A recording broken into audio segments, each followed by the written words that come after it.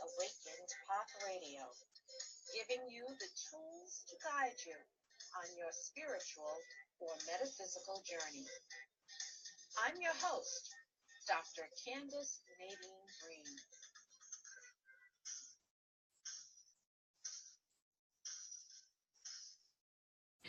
Hello and welcome to Thought Thursday here on Awakened Path Radio.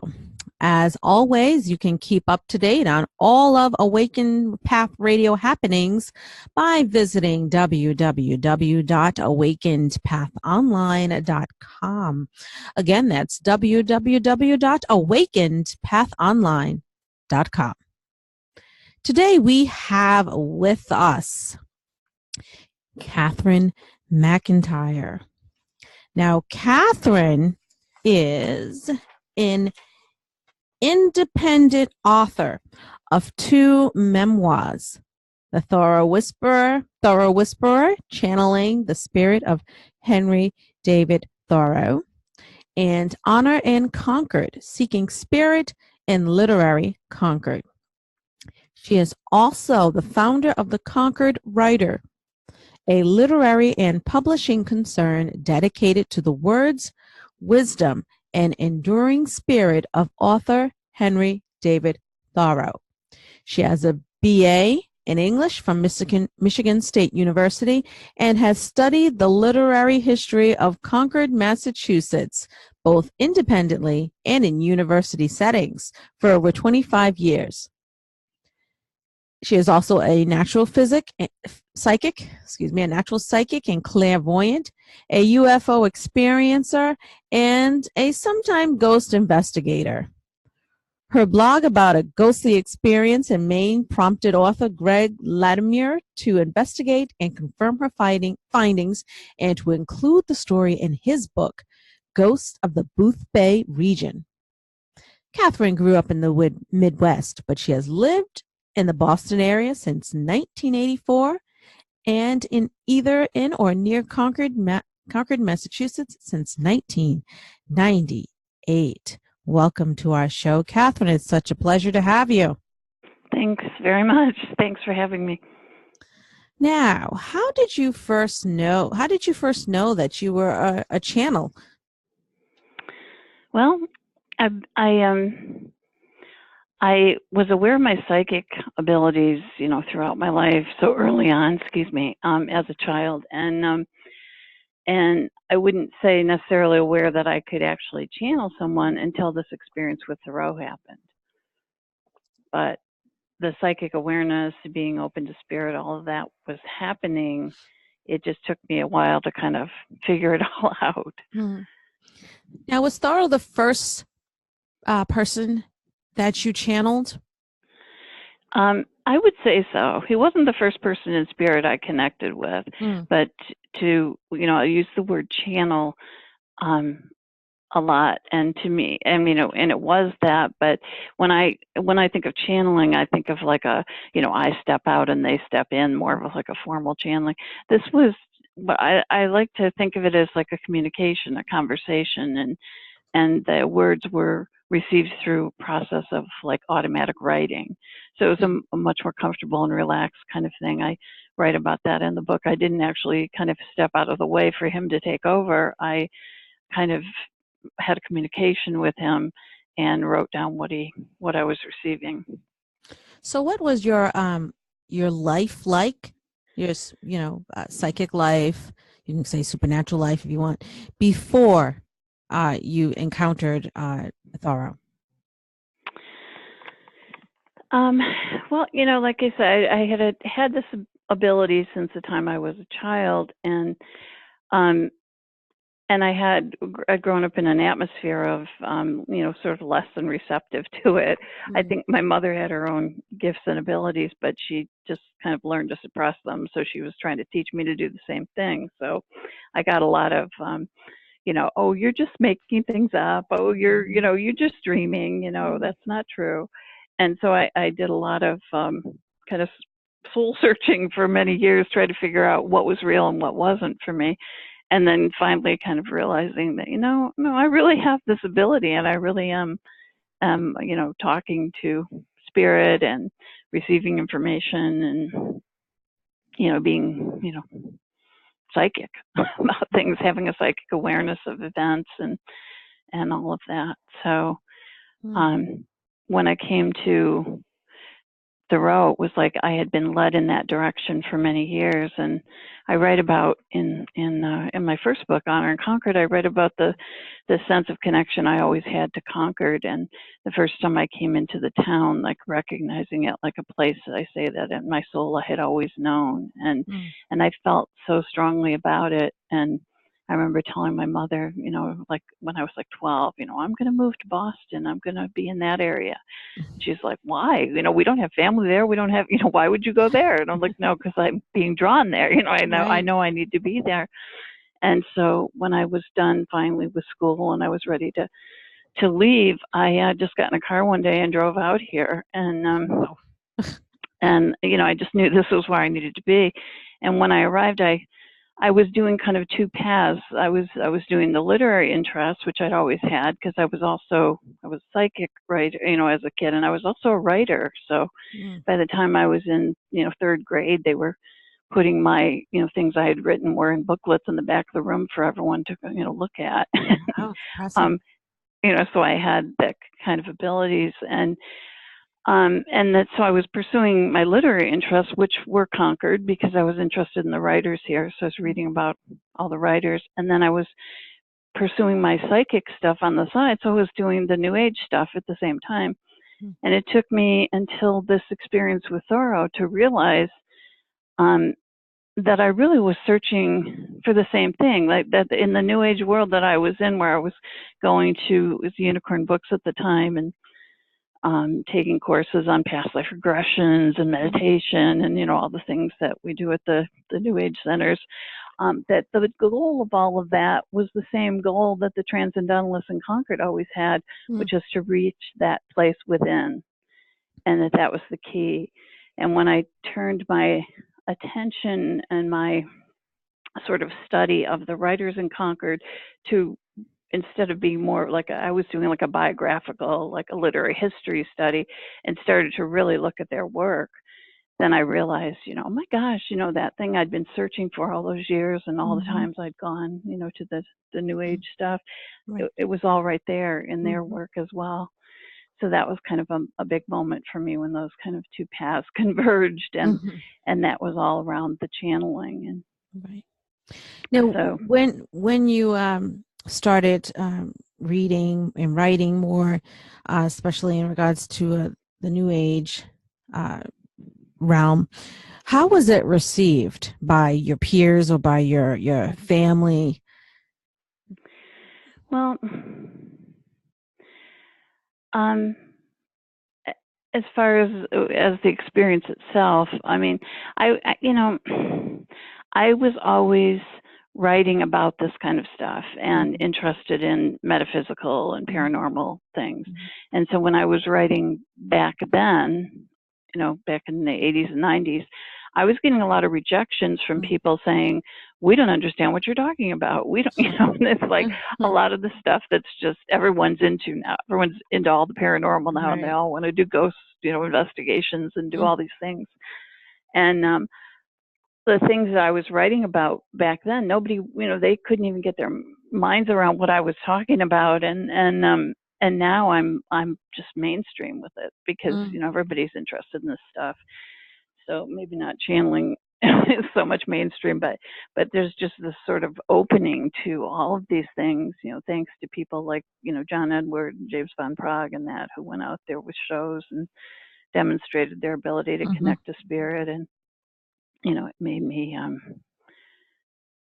you know, it made all of us a lot more open to what we were doing, because up until that time, I felt very much like I had to keep that part of my life very quiet and not tell many people, and especially in regard to like the UFO experiences and that, which is a whole other journey I went on to discover what that had been about. And you know, those were things you didn't talk about. And so when the channeling began, I was in the midst of this really remarkable, amazing, exciting, kind of magical time. And there were very few people I could talk to about it. And even, that was like in the 2006 to say 2009, 10. And that's the period of time that I write about in the book. And it was so remarkable. But, I had a handful, not even a handful, maybe 2 or 3 friends that I could talk to about what was actually happening. And the rest of them didn't know anything about it until the book came out. Now, you had an experience with your mentor 11 days after his spirit left his body. Now, could you tell us a little bit about that experience? Well, this is a man that had, I had met through the Thoreau Society. He had edited and published Thoreau's unfinished manuscript, so that had got him a lot of attention when those books came out in the 90s. And so he was quite well known and respected. And I had met him through the Thoreau Society, and I went into a graduate program at Lesley University in Cambridge at that time. I didn't graduate from there. I just was in the program for a short time and discovered it wasn't quite for me, but I needed to have like a guide, advisor to the program, and Brad was willing to be that role for me. So that got us into each other's orbit. And then that connection, which felt so strong and so profound to me, just kind of lasted for a few years after. So I wouldn't call him a friend. It wasn't like we were in constant touch, but when we would see each other, there was just this profound sense of connection and draw, and I was always trying to figure out what was going on. And when he passed, I had last seen him in July at the gathering, and then I hadn't heard anything. We hadn't been in touch or anything, but I was in January of 2006. It was a year after my mother had died. I was setting out, going to put out a candle in her picture and just kind of doing just a recognition that it was 1 year. And I was standing in what I called my sacred space in my home, where I kept objects that were, connected to people who had passed. And I would stand there sometimes and connect to spirit. And that day I was trying to connect to my mother, and instead I connected to Brad. And I didn't even know he had passed. And I was, standing there, kind of went into this, kind of just, it's not really a trance, it's sort of like a meditative state where you connect. And I'm talking to him, and kind of back and forth about the way things had been left between us when I last saw him. And then I turned and I kind of saw an image of him, and I saw him kind of draw his hands down from above, kind of down over, kind of in front of him. And it was weird because I was like, what's he doing? Is this like a namaste? I mean, I don't know what he was doing. And then I kind of snapped out of that.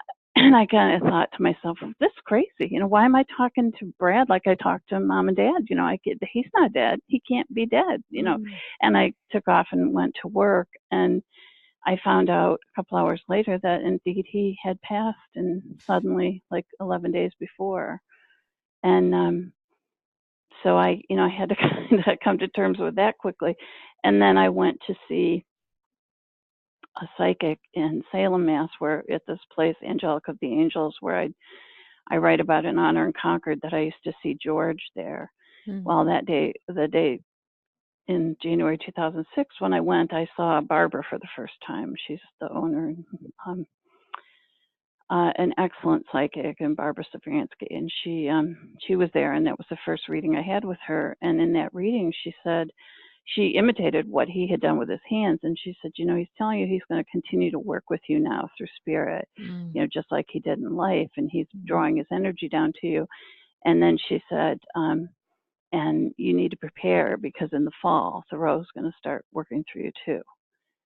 And I left there that day thinking, wow, okay, really? Like that can't really be going to happen. Right. And then it proceeded to occur, kind of later in the fall, just as she had said it would. So. Wow. Now you also explore walk-ins and soul braids. Now, not everyone has heard of those two terms. So could you explain to our listeners what these two terms entail, what they mean? Well, that's just something I'm going to write about in my next book, which is going to be a fictional account. So I haven't gotten that fully together yet, but I can talk about them in general. Okay. Walk-in. I mean, I think people are familiar with the term walk-in, where generally one soul will I will say it, my understanding of it is on the soul level, there's an agreement that, this particular soul that is embodied here now would like to depart, but there's another soul that would like to take over. Right. So there's like an exchange. I know this sounds all crazy and woo-woo, but I really, do believe these things occur. And so that would be my understanding of what a walk-in would be. A soul braid is more of the first soul stays in place, but the other soul steps in, and there's a kind of a combining or commingling of the spirit energies to continue that life in a more advanced way. And my experience personally of it is of an enhancement of my energy. So I would consider myself as a soul braid. Right. At this point, I believe that has occurred because there was an enhancement of my energy that went beyond just, Brad sharing energy with me. And I'm not saying he's braided through me. I'm saying that there was an allowance of an enhancement of my energies that I would put into the category of a soul braid that allowed me to continue this process and to do the kind of the work I'm doing. Now, with soul braiding, is the energy that comes in, does it have to be the energy of a person who has left the physical form? Can it be someone who's still in physical? Can it be the energy of a person who's still in physical form combining with another energy of a person in physical form? I don't know. I mean, that's a good question. I'm not a super, expert on any of this. I just know what I experienced. It just came to me, and I said, but that's an interesting question. I mean, it's sort of. Well, maybe one of our listeners can figure it out. Yes, I would imagine the more advanced one is. I mean, I find this to be true, that the more, sort of advanced you are psychically or spiritually or whatever, that the choices and options you have available grow, exponentially. Right. And if there were souls in agreement for that, I imagine that you could do something like that. But, for walk-ins, I interviewed a woman way back in the beginning of our shows, way back, and she had written a book about her walk-in experience. And the way I read her book, and the way I interpreted as what happened is there was a person that she had known and she had a relationship who had gone on. He left his physical body, and she had gone to a medium and was contacted by via the medium, this person who wanted to be a walk-in for her husband. Right. And so he had to ask permission, and it was he had to the husband had to accept it, his higher self or something had to accept this walk-in, and then it was a long process. It didn't happen overnight. It took months. Very complicated. Yeah, it doesn't always work, and it's not always the healthy thing, I think, in some ways. But I know it. That is definitely a scenario I'm familiar with as well. Yeah. Now there was a lot of. I wanted him to come back, and can we find a way back? Yeah. And that's a lot of what my next book is about. Is a story based on that kind of a scenario. Now you also write a blog. What's your blog about? Well, I don't officially write a blog. I write blog posts. I put up on my website about things. I'm kind of older. I have a hard time with some of the language now. Like, what are we calling a blog? What does that mean? Yeah. A post. As opposed to, I just wrote this little essay and put it online. It's like, oh, that's a blog. Oh, okay. All right. So, sorry. I'm not overly hip. That's probably okay. clearly by To using some the word extent, hip, I've just none of proved us that. are totally hip. So Yeah. there's always something we don't know. That's right. Well, what do you make your post about? What do your post generally about? Well, I just have fun, and I put up things about, if I've had a ghostly adventure, I like to put them up and talk about them. But so I've done that a couple times. I actually find that the page that's most visited on my website is usually the ghost one. Oh, of course. People love ghosts. Yeah, people like that stuff.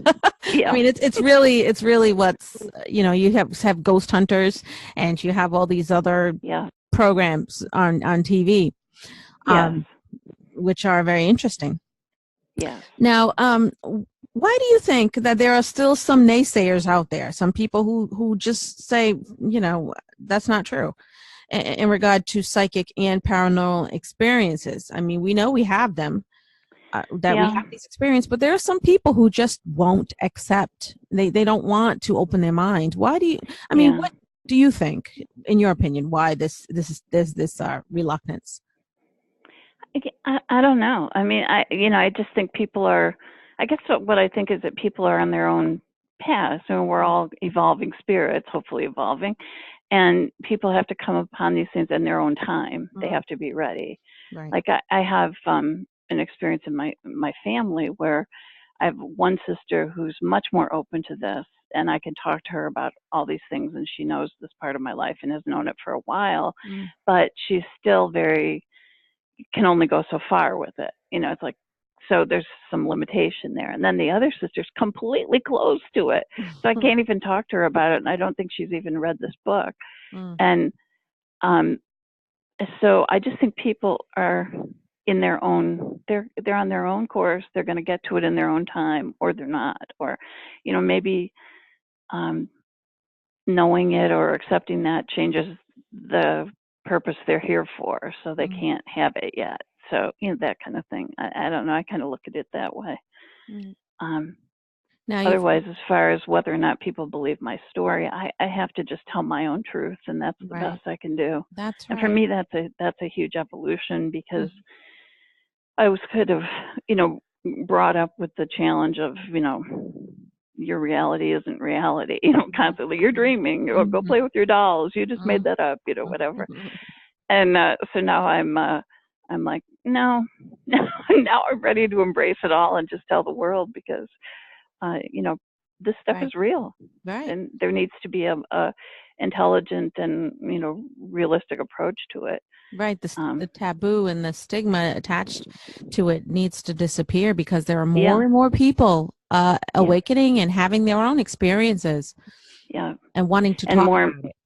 More people that have always had them and been reluctant to talk about it are coming forward saying, no, that's our own little, it's like our own little Me Too in the spiritual community. Right.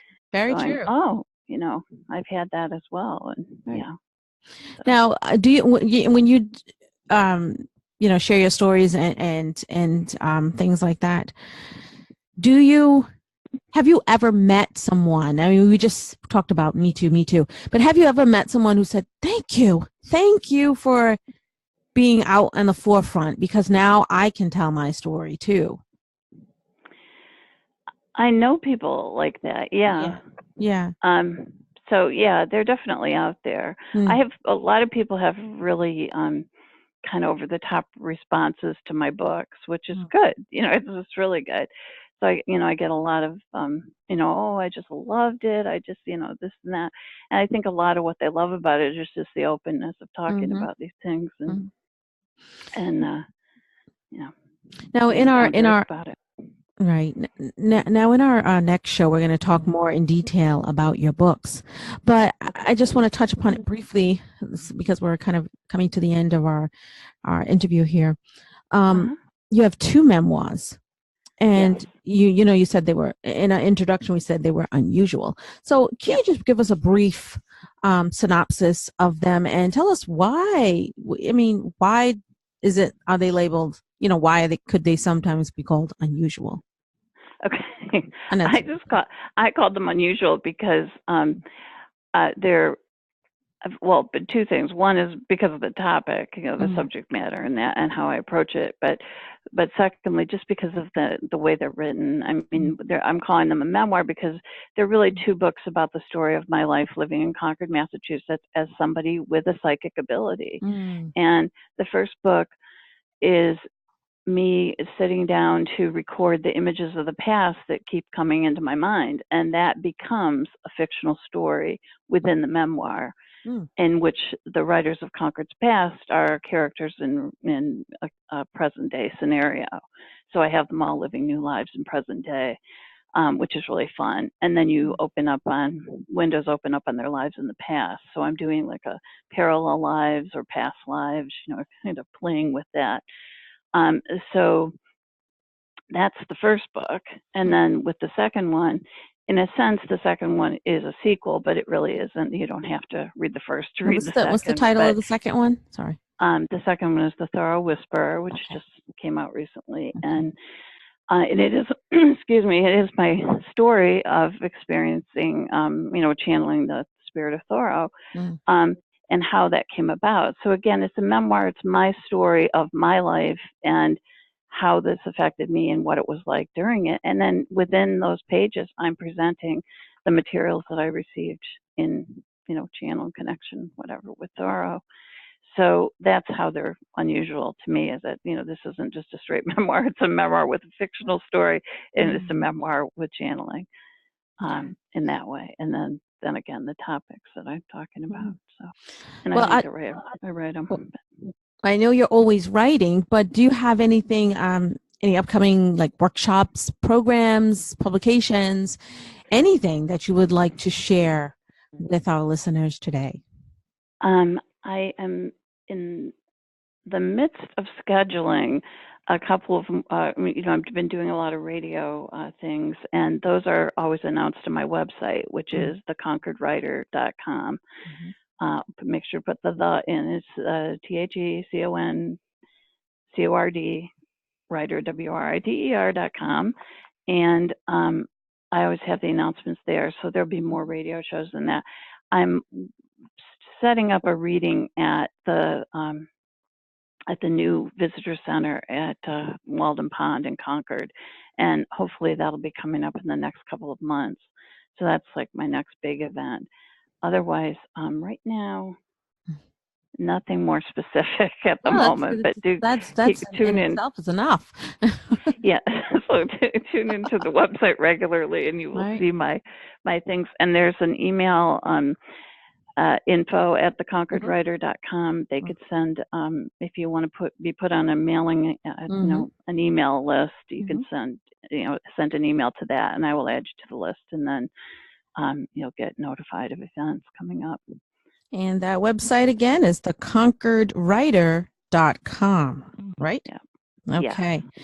It was such a pleasure having you on our show today, Cathryn. Thank you. And I greatly look forward to our next time that you'll be on our show. Me too. Thank you very much. Thank you.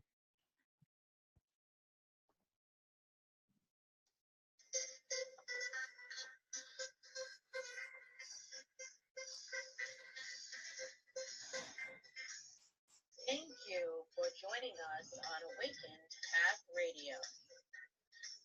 Please check us out at www.awakenedpathonline.com.